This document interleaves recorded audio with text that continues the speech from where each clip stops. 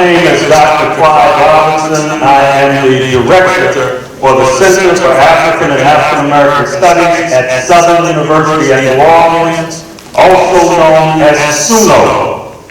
I'd like to first and foremost welcome you to McDonogh 35 for our annual Kwanzaa program. Yes, we're at SUNO, but we're at 35, but SUNO and 35 are putting on a Kwanzaa program for you.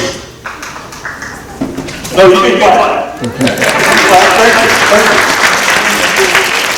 I'd first like to congratulate the McDonogh number 35 Blind Eagles for their victory last Friday. And I'd like to wish you the best of luck this Friday. This Thursday, thank you. Whenever. Your next game, I want you to win. All right, so congratulations and good luck. I also like to thank all of the other schools for coming. You know who you are. I'd like to thank all of you for coming. I'd like to thank my students at SUNO for coming, because Kwanzaa is an extremely important celebration. It's not a holiday. It's a celebration. It's a celebration created by African American people. And in only moments, McDonogh 35 high schools will explain what this is all about. McDonogh number 35 high school students will also be controlling the production, the lights, the sound, and so this is truly Kujichagulia, self-determination. This is truly Ujima and Ujamaa, collective working responsibility, collective economics and collective working responsibility, which is what Kwanzaa is all about. And so again, I'd like to welcome you here. I want to thank you for coming here, and I want to thank you for being a receptive and disciplined and respectful audience. Before we move forward, I want two people to stand up and be recognized. Sisters Darlene Holmes and Linda Hill, please stand up. These are my assistants from the Center for African and African American Studies at Southern University at New Orleans. We work hard to bring these kinds of programs to you. Now, before I came to SUNO, I taught at a place called Tuskegee University. How many of you have heard of Tuskegee? Now, there's a brother in this room who actually was my student back at Tuskegee, and I'm immensely proud of this brother. Brother Corey, stand up and be recognized. Brother Corey. Brother Corey, I want to congratulate you too for your victory on last week.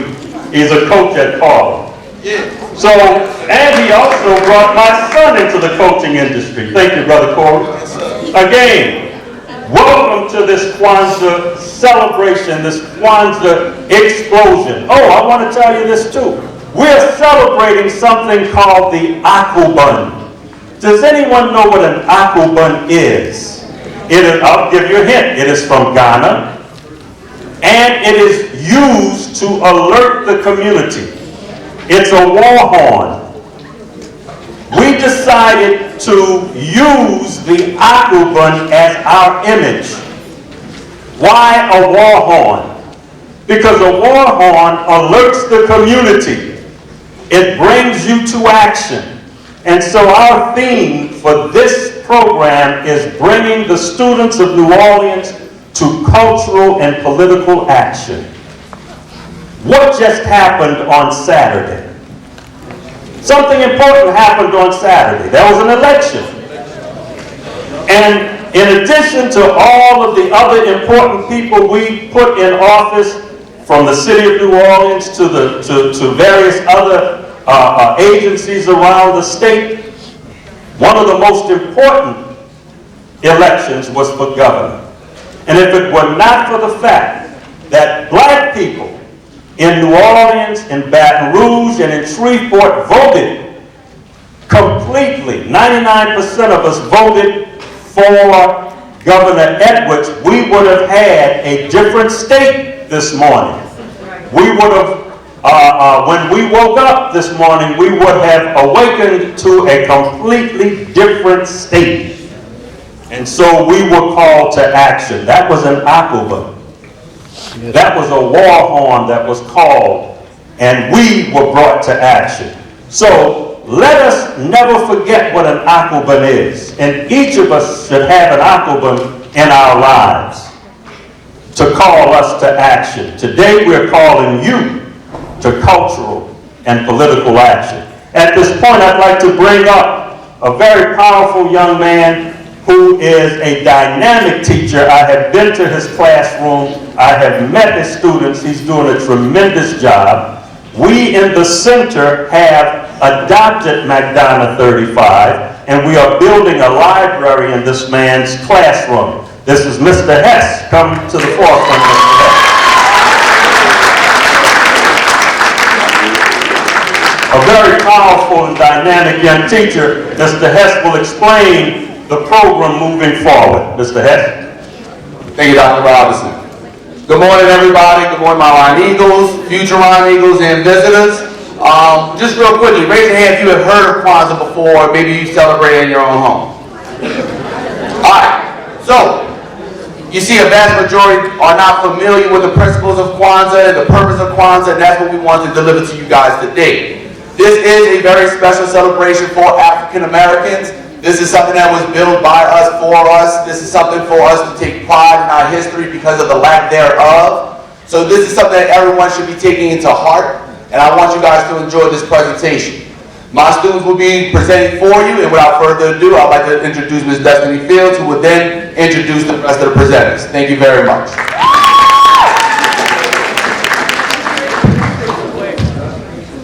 Oh yeah. Good morning and welcome to McDonogh 35. My name is Destiny Fields and my classmates are Alan Kinsey, Kobe Mahia, Taj Johnson, Tyler Mason, Jael Worthy, and Damon Brett. And today we're here to present to you Kwanzaa. Oh yeah.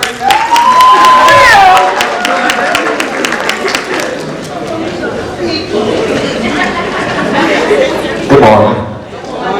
The African roots of Kwanzaa are Matunda Ya Kwanzaa, which means first fruits. It is a pan-African holiday which celebrates family, community, and culture. Matunda Ya Kwanzaa focuses on gathering, reverence, recommitment, and celebration. Those 5 concepts are known as the first fruits of harvest.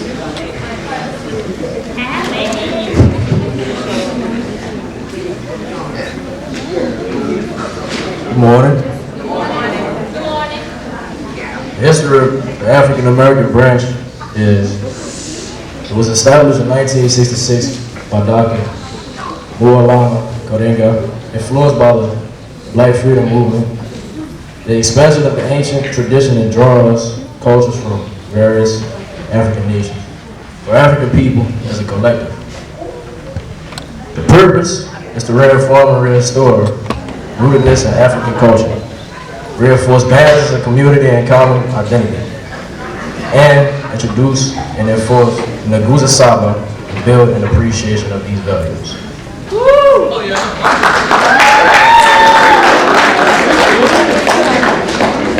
Oh yeah. How y'all doing? Nguzo Saba, the 7 principles developed by Dr. Mariama Curry, is based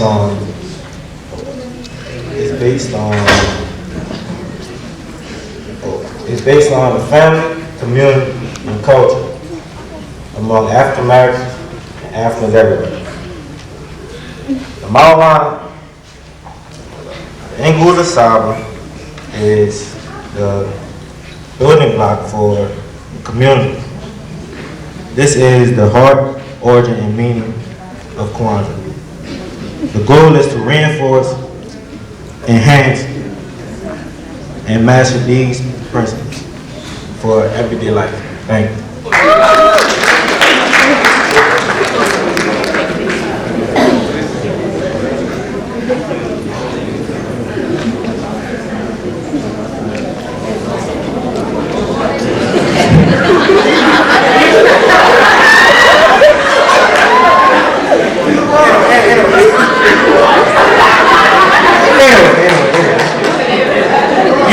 Kwanzaa we'll have a centerpiece for it. Here's how it usually goes. First is the bandera, which is the flag, which is an ultimate variation of Marcus Garvey's Pan-Africanism flag, which stands for black for the people first, red for the blood or the struggle, and green for the hope and the land that we have. After that is a makeka, the straw mat. Then after that, we let a kinara, and after that we put on the SUNO-Saba, which stands for the 7 principles of Kwanzaa.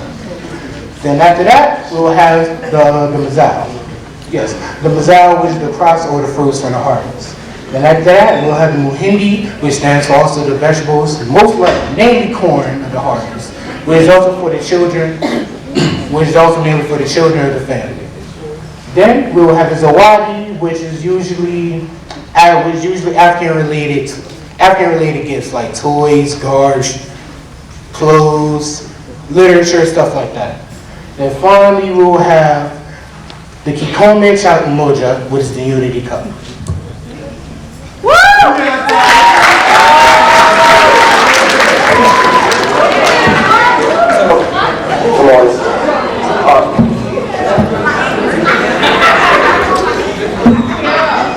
Oh yeah, Destiny. Good morning. On the first day of Kwanzaa, we celebrate Umoja. Umoja is unity to strive for and maintain peace, maintain unity in a family, community, and a nation.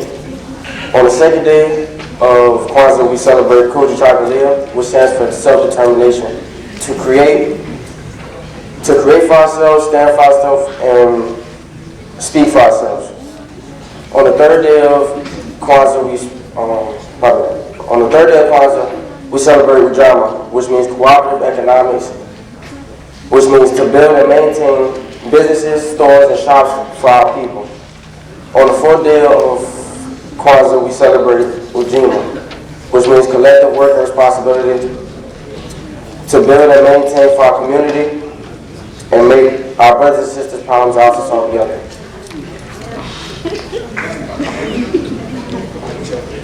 Go. Oh yeah. Come on.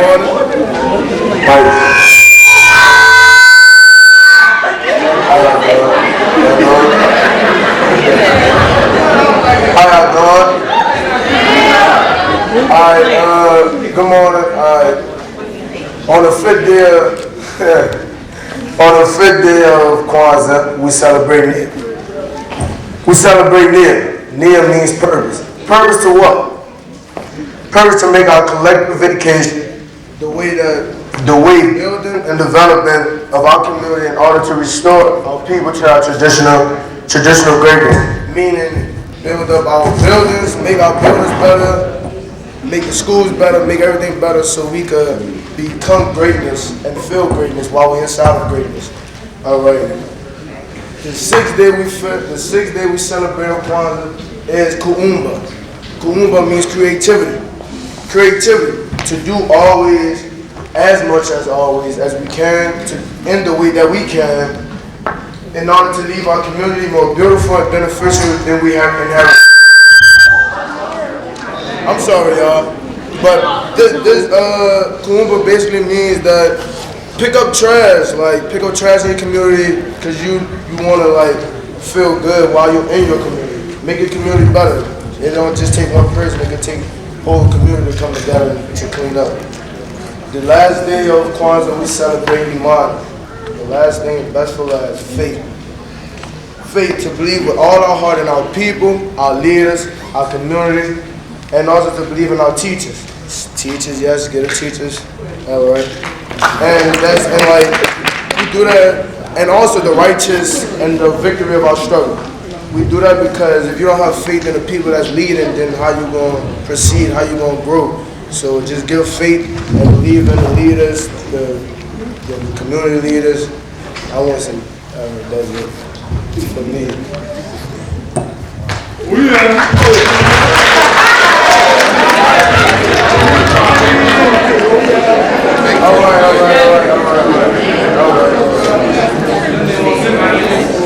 All right. Move the plant so they can see the canary. Yeah, move the playing.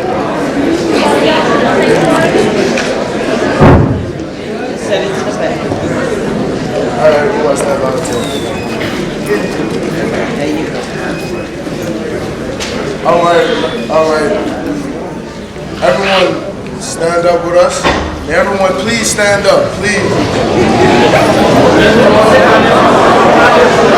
Hey.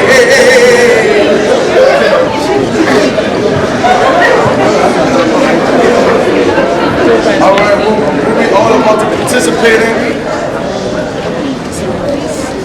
All right, we're all about to participate in the chant, the Harambe chant. The Harambe chant is the unity in the community. It brings everyone together, it pulls everyone together. So we're going to say this 7 times, Harambe 7 times, loud and proud, but the 7th time we're going to say it with all of our heart. Like we're going to mean it. All right, so we're going to, every time we say Harambe, we're going to put our fist in there, and we're going to, like we punch in there, like we punch a calf. All right, so on the count of 3, we're going to say Harambe 7 times, and the last time we say Harambe, I want the roof to come off this building. All right.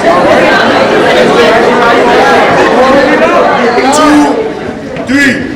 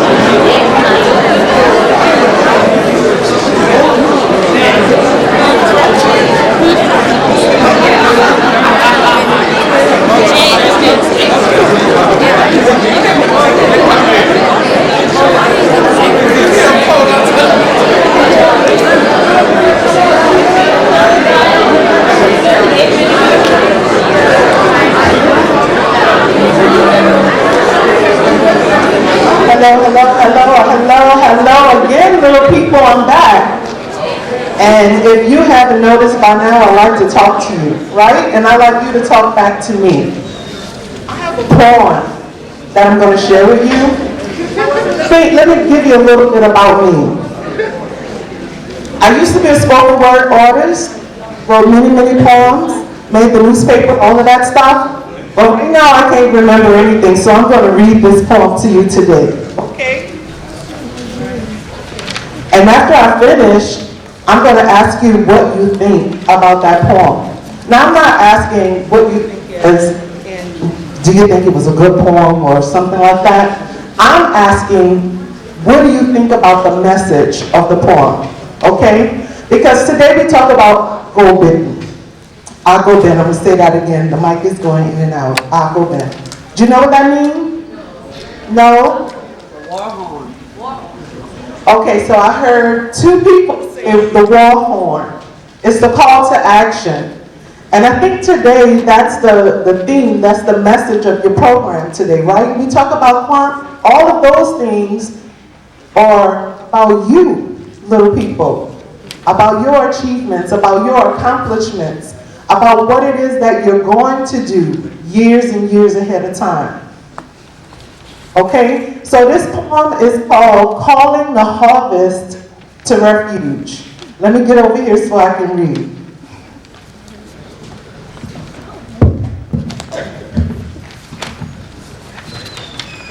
Territorial, green, vultures. Imagine. Straining the energy which adorns the heartbeat. Tiny fraction of life, chiseled, rotted like meat, sweet as kraut, cow hummus. X marks the spot but not the pun of the ball. Fall to the knees, constantly be walked on the side, stride with no hip, smothered like a chopper poke, no yoke, just cocaine to nourish the fetus. Fetus no knowledge, but trashy news, media, needing a barrel with wheel the hall is still plated from the bull, full of contempt, anxiety. Soulless wimp pimped the beauty that misplaced her royalty. Loyalty to the poison filled cigarette, pipe, syringe, cringe at the thought of being pure. Pour boric acid on the brain, sending shocks to the temple. Simple-minded with scholar potential with maggots stenciled on the heart, apart from the sense of feel. Peel the mask. My dream said in the night, or the night said to my daydream, or was it a dream?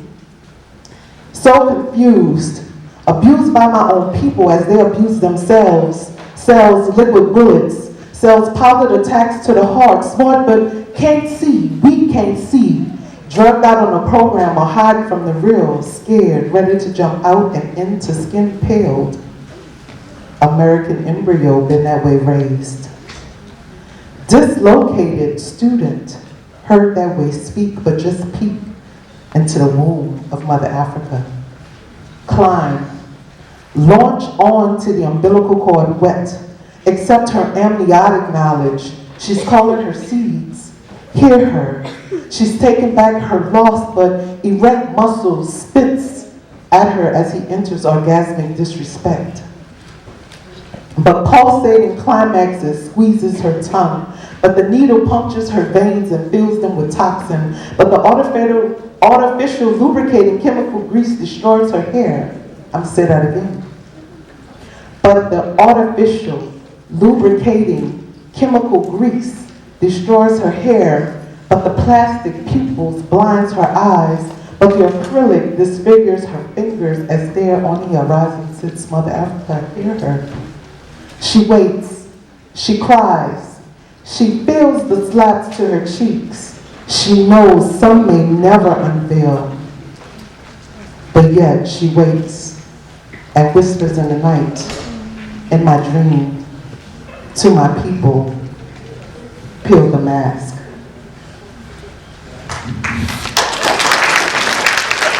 Thank you, thank you. So here comes the question. What do you think about the message of that poem, Peel the Mask? I feel like it describes like He said, for you all over there, he said he thinks the poem describes what most black women think they should look like. That's what he thinks. Back here. The lady. Talk a little so I can hear you. I think that is what the world wants us black people. She says she thinks that the poem describes what the world wants most black people to think about themselves. Little man back there.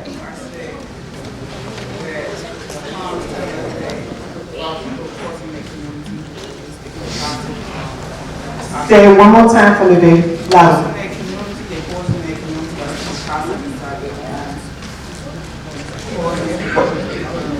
Can I walk down here? Meet me halfway. He said, there's almost nothing that I love most than to talk to young people, right? So bear with me. I said, they tell them about how black people is sticking toxic and misload their community by lying, investing in the wrong things like cocaine, weed like that. Okay, so everybody heard his answer? Did you hear his answer? He said he thinks the message is telling the black community to stop buying the wrong things like weed and cocaine and messing over our community.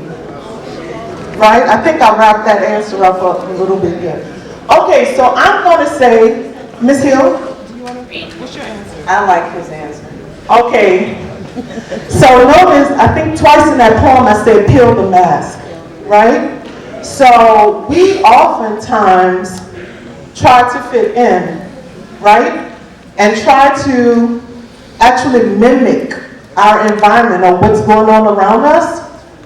But earlier when I was out here, I said the things that we should be grateful for, and I believe that you all remember that I said always be grateful, always be thankful for yourselves, who you are, right? But as a community, we get caught up into a lot of things, yes? And so all of the answers were correct, and thank you very, very much for that, yes? But always remember, if there is a mask, peel that mask and be who you are, yes? AKOBEN says call to action. And with that call, you would need to be yourselves. All right? So thank you. Let me find out what comes next. I believe the drummers.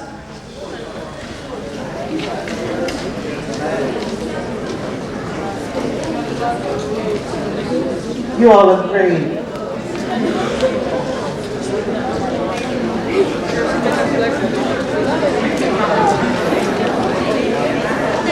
Okay, so I'm gonna talk to you, or how about you talk to me just a little bit longer until we wait for the drummers. Or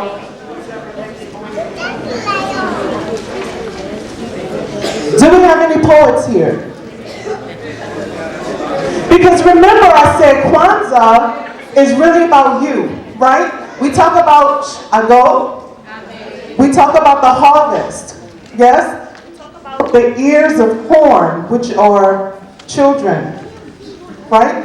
The harvest is the work that we put in as ourselves when we peel the mask for the work for ourselves and for our communities. Yes, that's what Kwanzaa is about. I believe they came out and told you all the principles of Kwanzaa. Yes, but it's not only being grateful for yourselves, it's also acknowledging at the end of the year what your work did, the seeds that your work produced.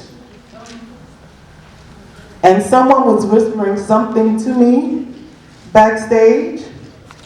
So I think but my question is, poets. Do we have a poet? Do we have a rapper? So we all know that rap lyrics was actually born of poetry, correct? I saw some hands over here. Rappers? You have a poem? Lady right here in the white shirt. Can you come up? So this is McDonogh 42 over here, right? Oh, blasphemy. That's so a very, very big mistake on my part. I'm so sorry. This is Andrew Wilson. Okay, I go.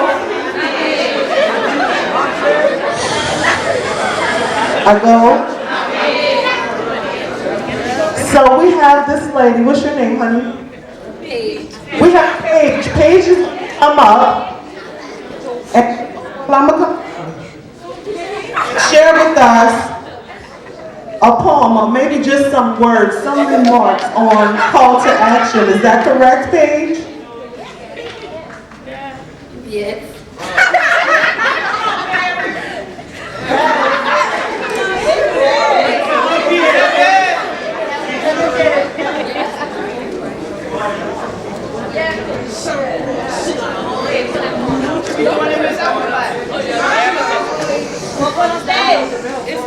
It's a poem about this story that I remember we was at school.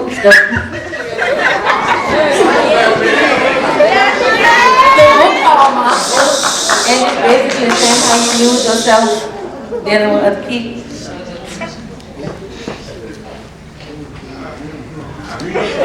All right. Life is a how can it be? I'm broken inside, only not to know the true me. They know who I am, but do I know myself? Monster inside, screaming for help. They don't know the real me, the little black boy within me. I'm innocent, I tell you, can't you see me in the cell? It feels like a shallow well. I'm literally burning in hell. Do you hear me? I know you can't see me. I cry and cry. Why, oh, why would you let them tear me down? You were always supposed to be around, but every time I ask to see you, I get the feeling I never even knew you. Yeah, you've been gone. Who am I? What have I become? Guess that's the question asked by none. You know me, and I'm not like none. You really should send me a fund, because it looks like my life is not going to be any fun. Cell is the screaming hell. Devil's living place, also mine as well. Thank you, Paige from Andrew Wilson. All right, so again, applause goes to our message, Peel the Mask.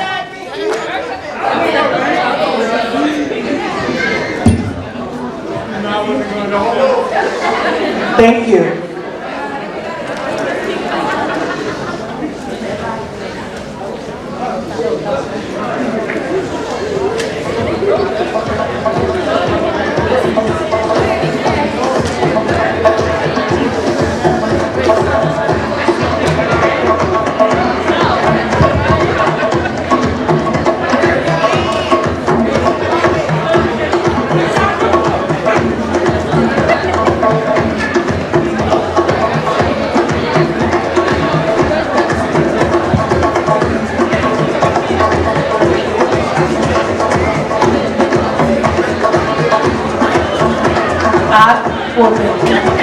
The war horn that calls the community and a sound to battle. It is a symbol of vigilance and warnings. Community action.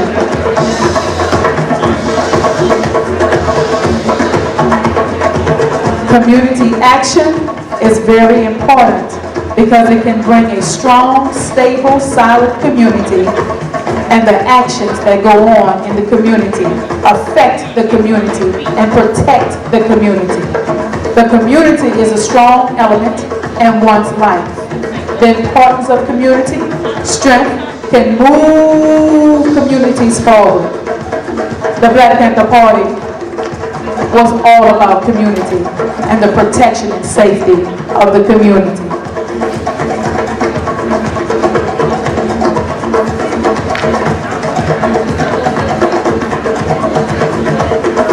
Call to cultural action. What is the AKOBEN? The AKOBEN is a lunar symbol which represents loyalty, devotion, and service in the Akan tradition of Ghana and the Ivory Coast. The symbol denotes alertness and readiness to serve. AKOBEN is intimately tied to a people's quest for self-determination in their highest summoning for a collective vision, ideals, rituals, creativity, and community. AKOBEN recognizes the damaging impact of miseducation and socialization of the people embedded in racism and its effect on people's identity and self-concept. It is this context that calls for the need for a healing space for those who have endured the traumas of oppression. AKOBEN acknowledges this story, and all of our services are committed to creating a counter-narrative to excite the powers that venerate and inspire the best of who we've been, who we are, and who we are called to become. AKOBEN is the sword of war, and we are asking everyone to pick up their sword and answer their call of duty. Everyone can participate. There is no feat too great or small, young or old. It takes a village. Now, we are working together as a joint effort, and we envision people of color actualizing their life's mission and fully embracing their call to action. We visualize the best of what our people, particularly our children, can become when they are fully embraced in their past, have opportunities in the present, and journey towards an aspirational future. The AKOBEN way is more than just our philosophy. It is beyond our approach. We believe in restorative practices, cultural relevancy, trauma-informed community building, in building agency, and providing assets. We believe in the power of transformation, ourselves, our youth, and our community. We need to lead the struggle to positivity and affect change through programs, presentations, workshops, consultations, and partnerships. The AKOBEN.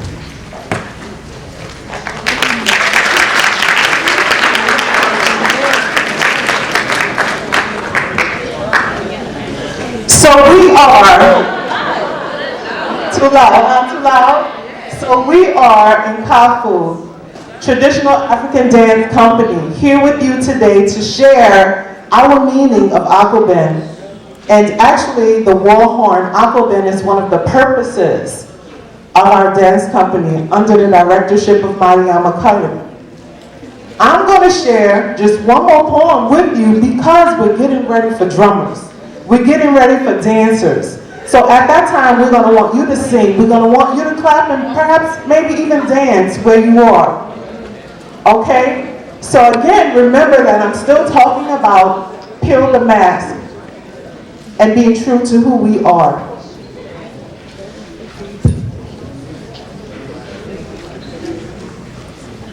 Thuds of colored drops of rain plummeting takes me to the place where my ancestors lived. They play me as they chant harmonious knowledge. They play me like the woman, djembe. They tell me of my kind who shared my dreams long ago, who pre-molded my mind just as warm clay they sing. They pacify my wounds when happiness culminates. The cool from the sweltering sun renews my soul when a dried asphalt at my feet tickles. Tickles as my soul wiggles a dance of freedom. Shining from the imperceptible gold my father bestowed upon me, I sing. My kin of yester reserves my soul. They settle into the core and we sing. I am them, +1. That poem is called The Making Of. I am them, meaning ancestors, +1. That +1 is me, right? That +1 is you. Because we always give thanks for our ancestors, yes? But there's always you that's adding to that work, that's adding to the lineage, right? There's always you with the war horn to make a sound for battle. Call to action. We're ready for the drummers?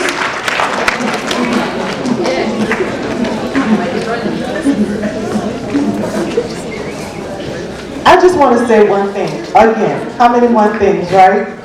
Thank you all. I give thanks for you, for being quiet when it's time to be quiet, for actually talking and participating when it's time to talk and participate, to laugh, to smile. I love that. And we all give thanks for you. Oh yeah.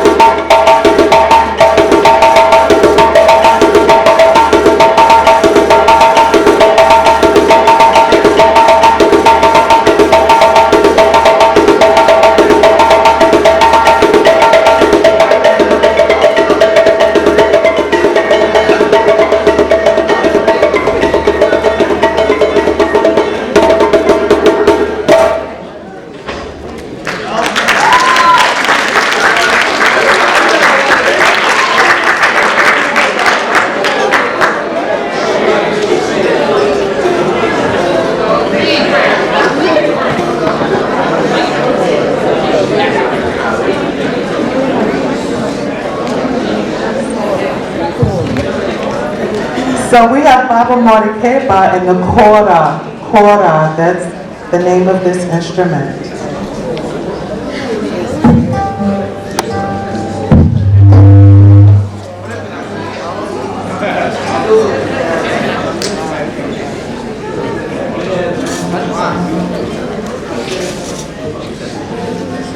Can you all hear that?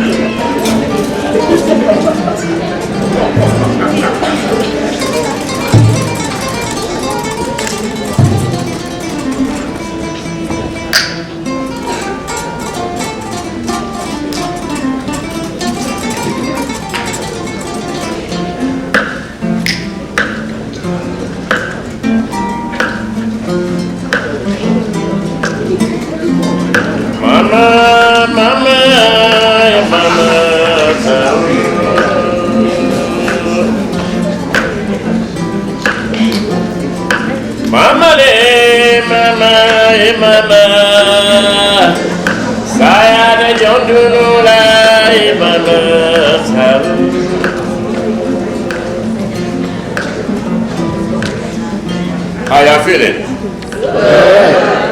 Only two people here. How y'all feeling? Okay, I am going to give you the song. You're going to sing with me. And that song, and this is the song when you get home, you can sing that next to your mom. She will be happy. The meaning of the song is called Mommy. Mommy, I hold you a lot. And then I know this is New Orleans. Everybody can play music and everybody can sing. Yes? Yeah. Okay. Good news, you're going to sing with me. Bad news, you're not going to be singing in English. Okay? Okay? Okay? You're going to clap? Here. Let's go. This is going to be your cue to clap. Good. And then the song will be Mama, Mama, Mama, Sao.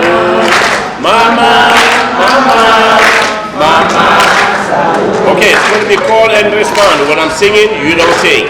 When I'm finished, and then you respond, okay? Okay. Let's go. Mama, Mama, Mama, Sao, your turn.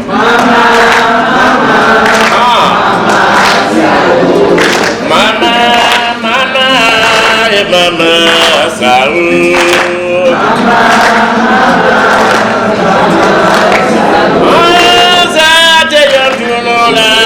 Mama, Sao. Mama,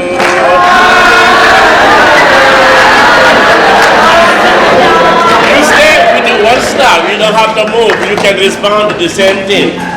Mama, Mama, Mama, Sao, let's go. Mama, Mama, Sao. Kalakeda, Bitakeda, Mama, Sao. Mama, Mama, Sao. Mama, Mama.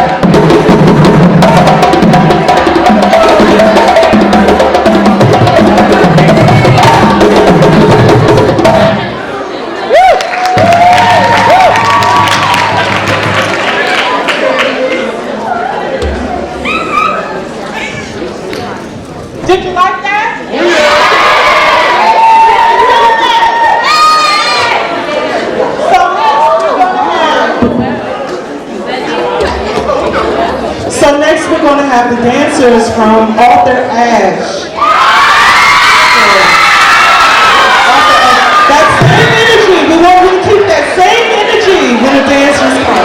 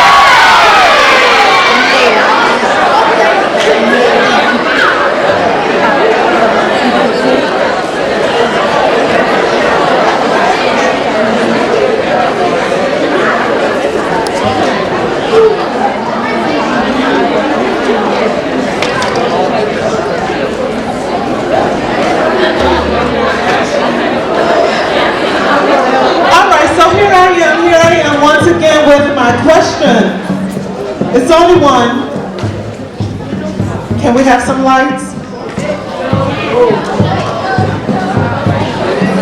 I want you to tell me, I need someone in here to tell me who is Dr. Martin Luther King Jr. All right, so I need one person or maybe 4 people to speak a little louder so I can hear who is Dr. Martin Luther King Jr. A civil rights activist I heard over here, ladies back there. What did he do? Remember we're talking about call to action. Okay, so it sounds like you all know who Dr. Martin Luther King Jr. is, right? And he was also called to action. We want to know, what can you do?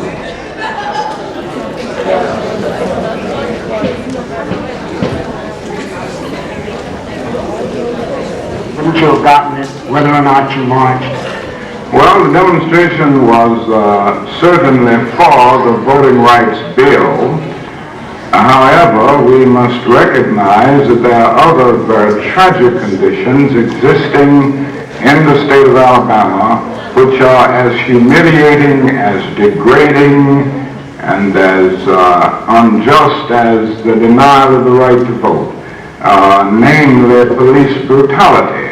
And we marched on the the capital of Alabama to protest the long night of brutality, the constant murders that continued to take place in that state, where after all, under the administration of Governor Wallace, there have been 10 persons actually killed and murdered, and nothing has been done about it.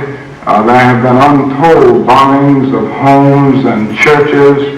Again, nothing has been done about this on the whole, and we were marching there to protest these brutalities.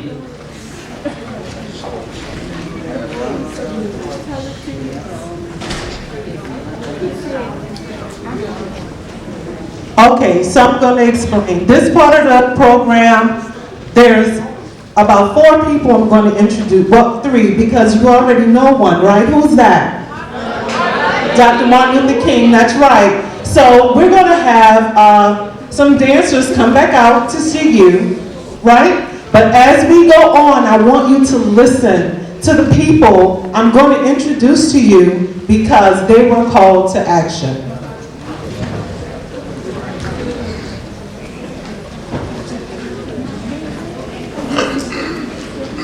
Was largely to get your voting rights bill through.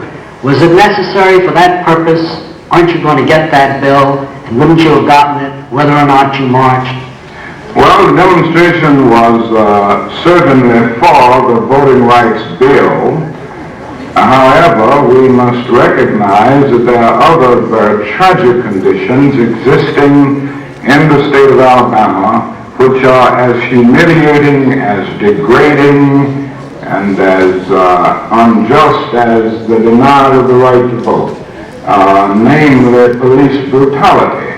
And we marched on the the capital of Alabama to protest the long night of brutality, the constant murders that continued to take place in that state, where after all, under the administration of Governor Wallace, there have been 10 persons actually killed and murdered, and nothing has been done about it. There have been untold bombings of homes and churches.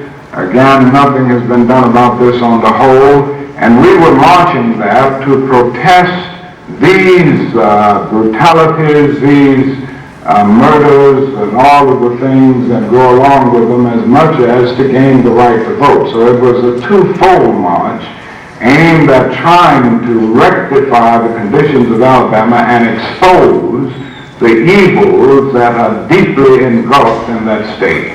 Dr. King, you had your great demonstration, and Governor Leroy Collins, head of the Community Relations Service, hoped there would be a respite from demonstrations in Alabama in order to give the state an opportunity to solve some of the problems. Do you think there should be a respite in Alabama now? Well, here again with the murder of Mrs. Nguzo on the eve, the night after the march, I can't see how there can be a respite. This is a state that continues to deal with human life as it is nothing. This is a state that continues to make murder a sort of nice pastime and gives respectability to resistance and defiance of the law. This is a state that continues to do all of the things that are contrary to our democratic creed, at least the political power structure of the state. And in the light of this, it seems to me that it will be necessary to continue to demonstrate until these conditions are removed. We don't believe in demonstrating. And so we talk about, or Dr. Martin Luther King is talking about continuing to work, continuing to be called to action, yes? So our next person is Catherine Neal Cleaver. So remember earlier I was talking about peel the mask, right? So keep it in mind, keep that same purpose in your mind as we talk about these people now. Catherine Cleaver was a black girl from Texas, right? But she also has a history and law degree from Yale University. She's also a law professor right now in Atlanta at Emory. Okay, so call to action we talk about. She was a student, she was in the Student Nonviolent Coordinating Committee in New York, the SNCC. That's what that is. She was also communications secretary for the Black Panther Party. Now in that, she was the first woman to be a part of the decision-making body of the Black Panther Party. Okay, we want to remember her as she was called to action. The Black Panther Party, which she was a part of making those decisions, gave up to 2,000 meals in a free breakfast program. Things that we can do for our community when we peel the mask. Also, she was a part of the decision for the ambulance service, the transportation assistance service, the medical and legal services, the free shoe program service, all provided by the Black Panther Party. Catherine Neal Cleaver.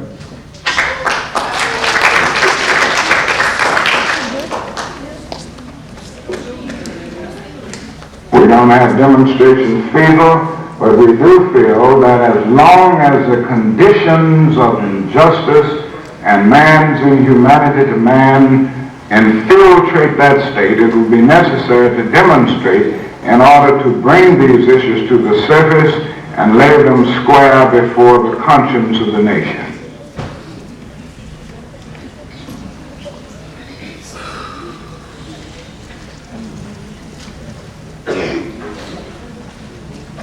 Kathleen Cleaver, welcome to Detroit, welcome to the Charles H. Wright Museum, and welcome to American Black Journal. Thank you very much. It's my pleasure to be here. Yeah, so let's go back 50 years to that time when the Black Panther Party started. Talk to me about what was going on, what the mood was like, and what the aim was of starting this movement. Well, one of the things that's very parallel is that there were a lot of murders of young black men who were unarmed, who were innocent by police. In particular, one that kind of got the Black Panther Party started was a young man named Denzel Dowell, who was running away, shot in the back. And his mother got in touch with the Panthers. She said, no one will help us, no one will do anything. And they went out, and the first issue of the Black Panther newspaper was, why was Denzel Dowell killed? Right. So there's been, I would say, thousands of Denzel Dowell killings, Denzel Dowell-like killings since that. But that's what provoked the start. The Black Panther Party for Self-Defense was the name of the organization in California where it started. It started shortly after Stokely Carmichael, who was the chair of the Student Nonviolent Coordinating Committee at that time, called for Black Power. It was, even Stokely said, the first organization organized around Black Power. Right. We want power to determine the destiny of our own black community. So it was a group of young men and women. It started out with actually 2, and then it was 3. Bobby Seale, Huey Newton, and then Bobby Hutton, who was a teenager. Bobby was a veteran, Huey Newton was a law student, and Bobby Hutton's a high school kid. This is the beginning of the Black Panther Party. It had a platform, 10 points, and it had a goal, and it took off probably because this issue was so vicious. So many people were being killed, and in particular because the state of California allowed the open carrying of weapons in public. And so the Panthers were doing nothing illegal. They were fishing game laws. By carrying weapons, which is a sort of iconic image of the Panthers, right? Well, this was legal. This was for the hunters.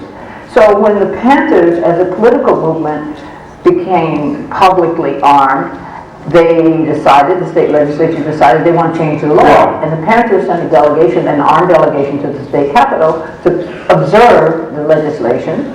And that hit the papers, partially because no one had ever been to the state capitol. They didn't know where to go. And the press was so stunned to see them, they pointed them in the wrong direction. They sent them to the floor of the state assembly, not to the visitors gallery. How would they know? So pandemonium broke loose. It was in all the papers, all over the country. And people saw black teenage men, black older men, black women, armed in the state capitol, blew everybody down. A lot of people will say that that is the point at which Ronald Reagan, who was the governor of California, Did you know her? So we talk about, this is Miss Kathleen Neal, right? Later became Mrs. Kathleen Neal Cleaver. So the question is, the ongoing question is, what can you do? Right? The next person I'm going to talk about is Fred Hampton. You know him? Good. So earlier when I talked about Miss Kathleen, we said that she was a member of the Student Nonviolent Coordinating Committee. Well, so was Fred Hampton. And as a student, he gathered 500 other young people and went to official city leaders or city officials to fight for better recreational facilities for people his age at the time, people who are your age right now. Also, better academic services for people who are your age right now. Now again, I ask, what can you do? They all did this, right? Fred Hampton was the chairman of the Illinois chapter. He was the founder of the Illinois chapter of the Black Panther Party.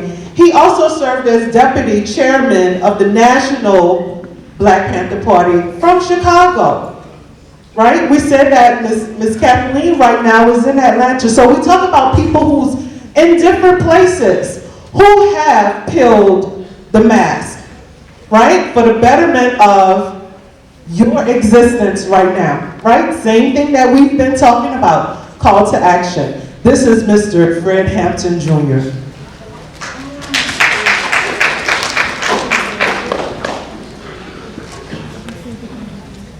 Anybody from coalitions, anybody that has revolutions on their mind. We're not a racist organization because we understand that racism is an excuse used for capitalism. And we know that racism is a byproduct of capitalism. Everything would be all right if everything was put back in the hands of the people. And we're going to have to put it back in the hands of the people. Now we sell all power to all people. We say white power to white people.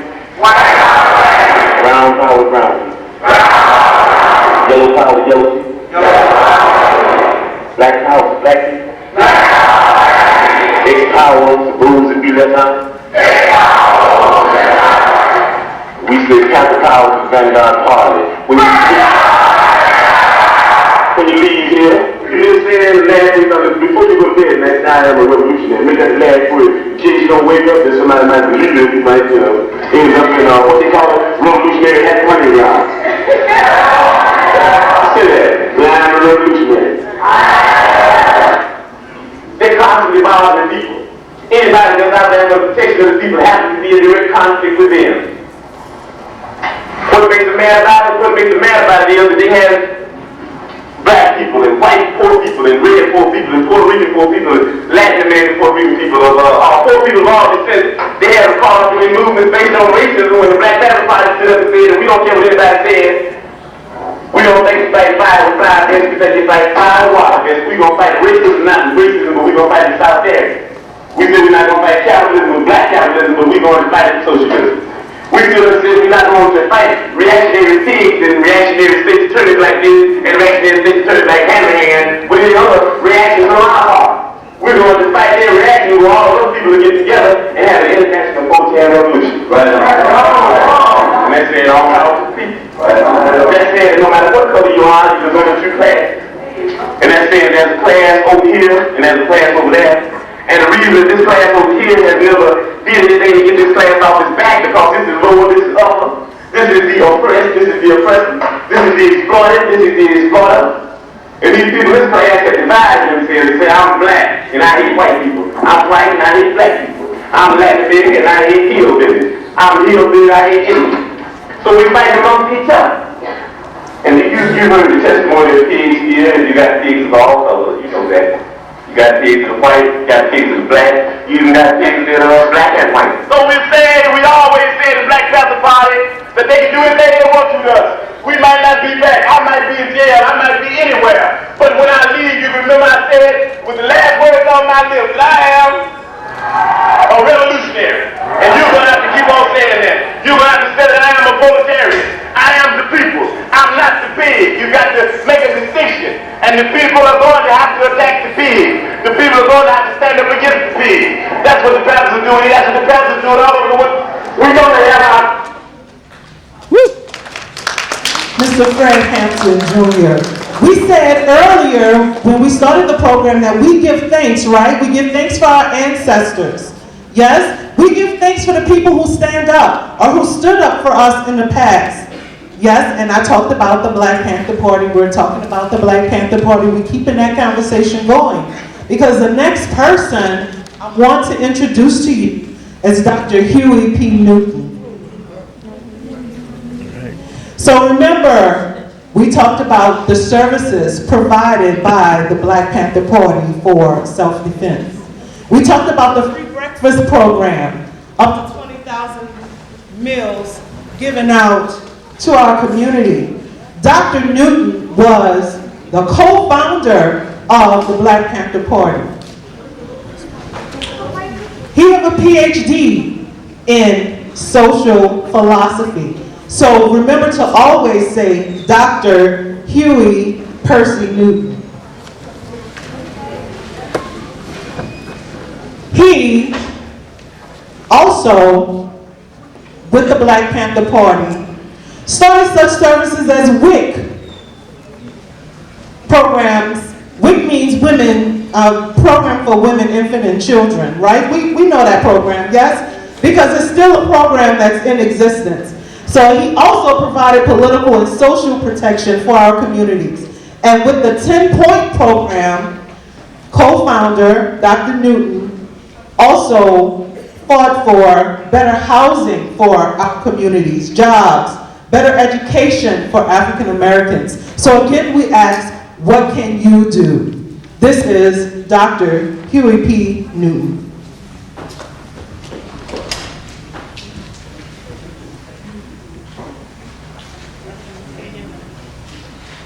2 centuries ago, when the United States was a new nation, conceived of liberty and dedicated to life, liberty, and the pursuit of happiness, the conditions prevailed in the nation, and the assumption on which its foundation were built was such that they ensured that the United States would come to its maturity under circumstances which mean that for a substantial proportion of citizens, life is nothing more than a living death.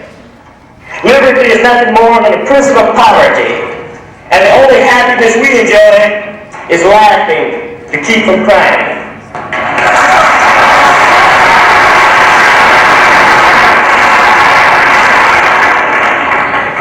We find evidence for majority freedom and minority oppression in the fact that even while the early settlers were proclaiming their freedom, they were deliberately and systematically depriving Africans of their freedom.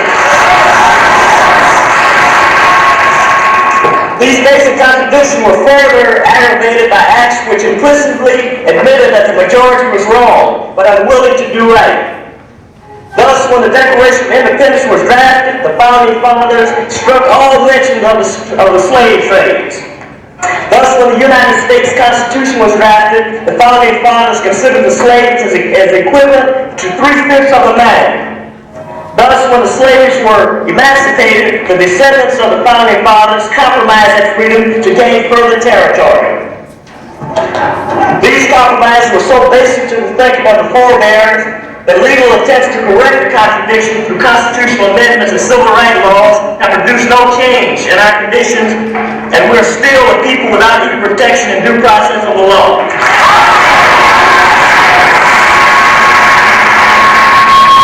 We recognize then that the oppressive acts of the United States government, when contrasted with the testaments of freedom, carries forward a basic contradiction found in all the legal documents upon which this government is based.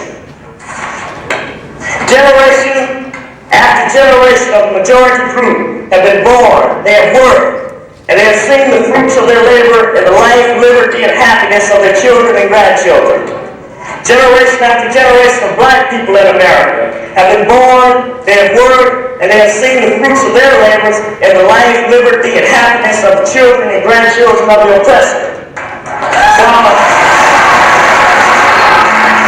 While their own descendants wallow in the mire of poverty and deprivation, holding only to the hope of change in the future. The hope has sustained us for many years and has led us to suffer the administration of a corrupt government. At the dawn of the 20th century, this hope led us to formulate a civil rights movement, in the belief that the government would eventually fulfill its promise to black people. We did not recognize, however, that any attempts to complete the promise of the 18th century revolution in the framework of a 20th century government, economy, and society was doomed to failure. The descendants of that small company of original settlers of this land are not among the common people of today. They have become a small ruling class in control of a worldwide economic system. The Constitution set up by their ancestors to serve the people no longer serves the people, for the people have changed. The people of the 18th century have become the ruling circle of the 20th century, and the people of the 20th century are the descendants of the slaves and the dispossessed of the 18th century.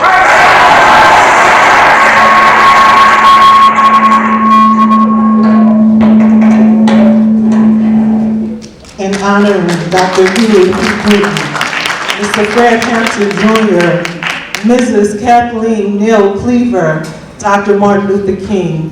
This part of the program was to make you think about AKOBEN, what this program is actually about. We talk about Kwanzaa and the principles. I told you about the harvest earlier, and it is the work that you have put in for the entire year, and also the growth and progress and work of the children, of the little people, of you all, right? And at the end of the year, Kwanzaa, we celebrate that harvest. We celebrate the seeds we have sown throughout the entire year. So this part, I talked about give thanks. This part is giving thanks to our ancestors who actually worked hard for our communities. Again, that was Dr. Huey P. Newton Jr. Dr. Huey P. Newton, Mr. Fred Hampton Jr., Mrs. Kathleen Neal Cleaver, Dr. Martin Luther King, and many, many, many more, right? That you have to find out about. Yes? And as you are researching that, who are our ancestors that we give thanks for? Also ask yourself, what can you do? Peel the mask.